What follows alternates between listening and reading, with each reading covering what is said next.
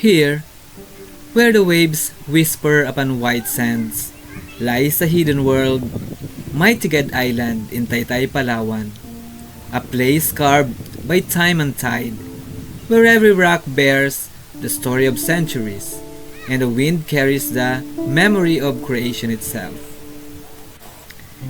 The day begins in stillness.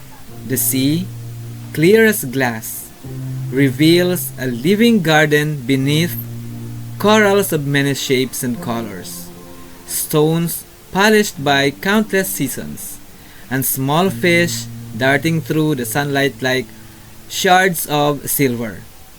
The boat touches the shore, and for a moment, the world feels untouched, unspoiled, eternal. I step onto the sand, and the sound of the ocean deepens. Waves roll softly against the beach, meeting the laughter of children playing nearby. Their voices echo through the wind, as if the island itself is alive and breathing with joy. Around me, the scent of salt and seaweed lingers, a reminder that here, life is both simple and sacred. The limestone cliffs rise ahead, majestic, ancient, and silent. Their surfaces shimmer under the sun, painted in shades of gray and gold. Sharp edges meet gentle curves, sculpted by rain, wind, and time. These formations are not mere stones. They are monuments of patience. Every crack, every layer tells of ages when the earth was young and the sea was still learning how to speak. As I draw closer, the ground shifts from soft sand to rugged rock. The waves crash below, and droplets of seawater kiss my skin. The rhythm of the island surrounds me, wind sweeping through crevices, leaves trembling in quiet applause. I follow the natural path upward, careful with every step, humbled by the power of this place. At the edge of the caves, the light changes. Shadows dance across the walls, and the air turns cool and damp. The sound of the sea becomes distant, replaced by an echo that seems to come from deep within the island's heart. These are the limestone caves of Maytegued, ancient sanctuaries, home of the swiftlets, or balinsasayaw, whose nests are treasured across generations.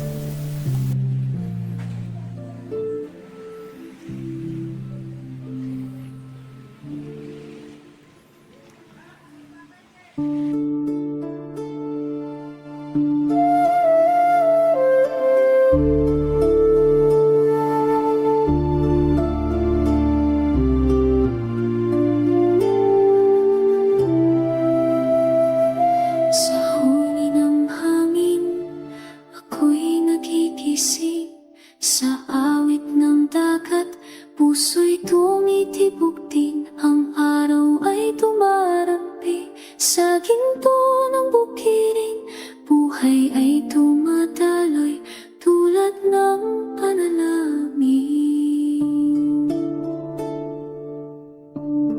May imong lumilipad sa ulap na kikisayaw, istang kumikislap sa ilalim ng balon.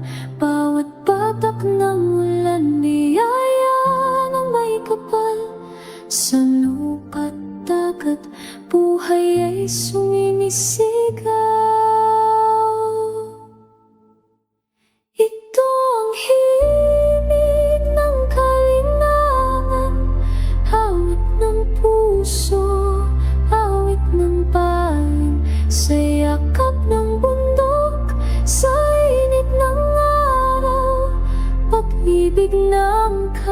kalikasan walang hangganan.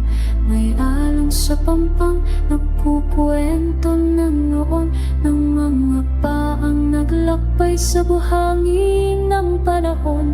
Ang mga palad ng magsasaka at mangingista, buhay ang kultura, halakhak ng isa lang. Ito ang himig ng Kalinangan, awit ng puso, awit ng bayan, sa yakap ng bundok, sa init ng araw, pag-ibig ng kalikasan walang hangganan. Pakinggan mo ang tinig ng mundo, sa bawat hinga may awit ng ginto. Ang lupa'y may damdamin, ang dagat ay may kaluluwa. Tayo'y isa sa kanya, siya isa sa ating diwa. Ito ang himig ng Kalinangan, tinig ng pag-asa, awit ng dangal, sa ilalim ng langit, sa liwanag ng buwan. Kalikasan na aming tahanan, aming dangal.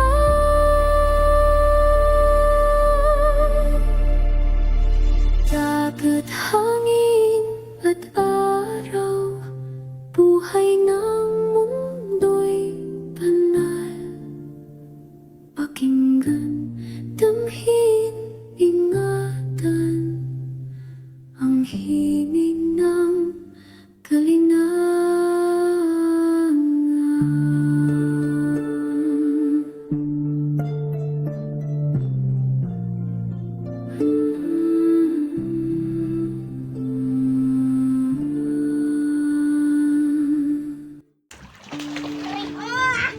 Wah, kita anak itu kayak Papa. Woi, sibit.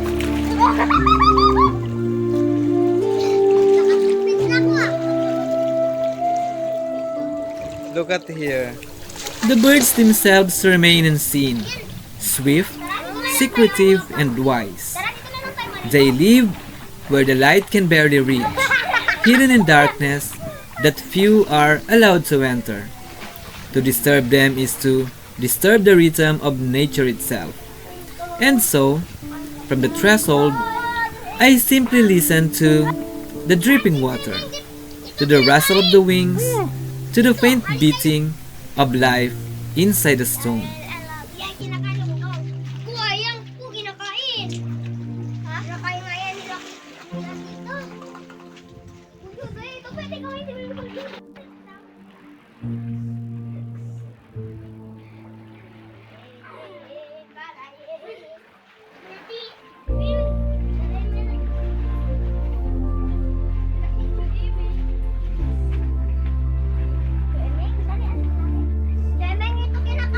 Ito ang ganda din.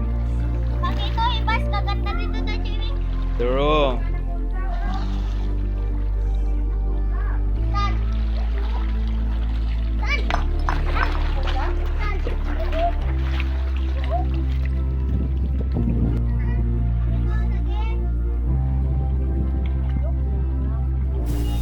This is not a place to conquer or to claim.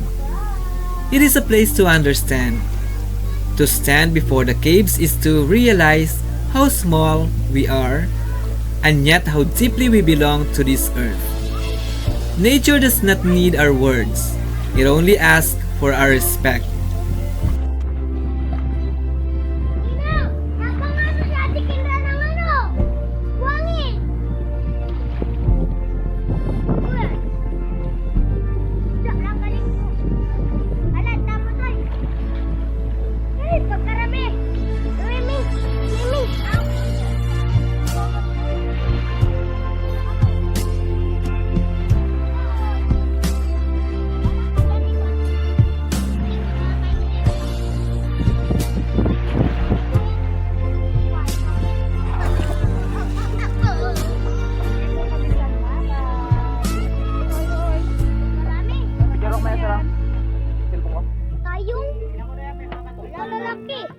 Ayong, nakakakilig yan. Ang ganda dito. Magparami. Ayun. Makadrop na ng maliko ka na. Around the caves, small plants cling to the rock face. Green veins of life against the gray stone. Gusto kami sa laban. Even in harshness, beauty finds a way to grow. The children continue to play by the shore, their laughter reaching the caves like a promise that life will always return. The island is alive with sound, the crash of waves, the cry of seabirds, the whisper of wind through bamboo leaves. Together, they compose a song older than any language.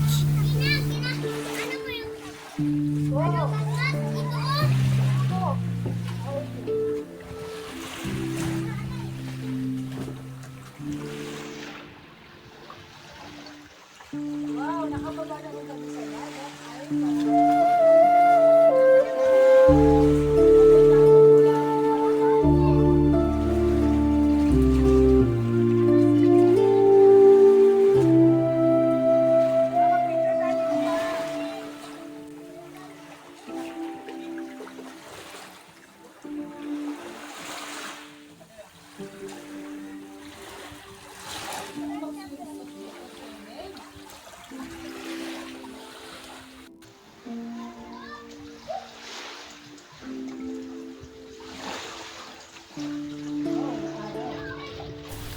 The limestones of Maytegued stands as a guardian of time. These cliffs have witnessed storms, calm seas, and countless sunsets. They have sheltered the balin sa sayaw, watched over fishermen, and carried the dreams of islanders who know that the sea is both their provider and protector. Every part of this landscape tells a story of endurance, a reminder that beauty is born not only from peace, but also from struggle. Nakikita daw kayo. Tapos ako doktor eh. Nakikita ko daw kayo. Kaya itaw ako. Ha?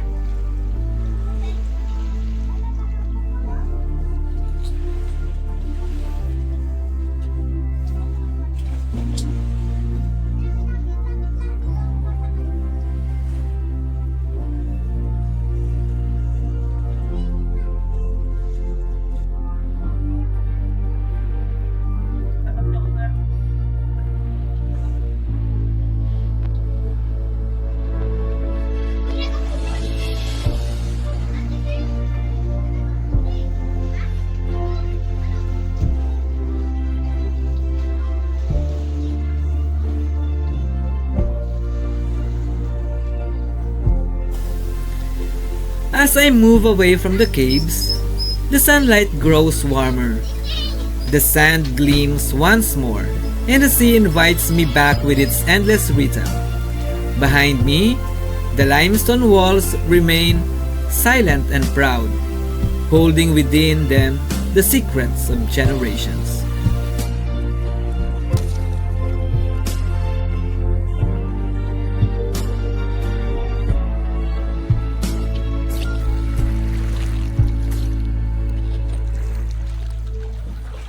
Thank you. Support my video.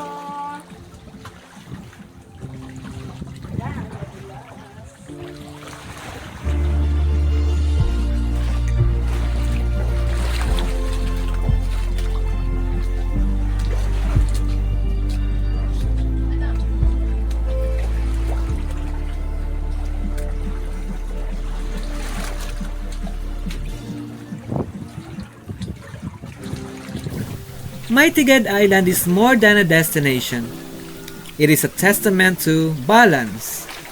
Here, land and sea, man and nature, silence and sound all coexist in harmony. And every ripple, in every gust of wind, in every stone that stands against the tide, there lies a story of connection, a call to protect what is precious.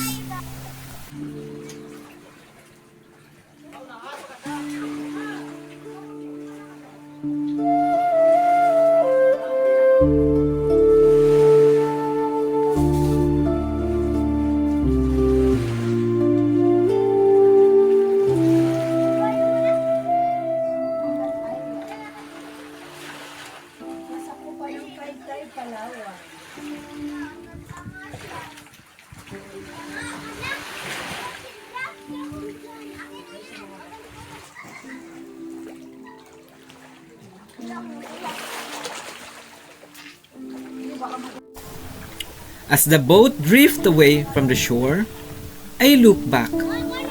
The cliffs glow under the fading light, their reflection shimmering across the water. It feels as if the island is watching, whispering a farewell.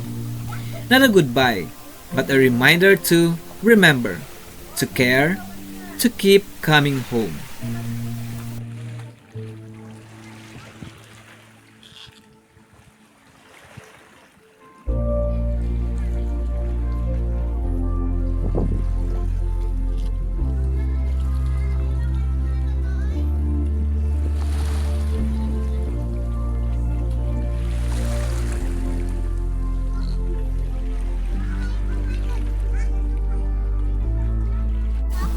Because Maytegued is not just a place to visit. It is a place that lives within you, etched in memory, carried in heart, like the echo of waves that never truly end. CFC Channel 1, tara't samahan. Balita at musika, tawanan at kulitan. Mula sa bayan hanggang sa kalangitan, dito'y kwento natin, walang iwanan. May bagong chika, trending na balita, artistang lokal, galing ay nakita. Politika at bayan, sama-sama sa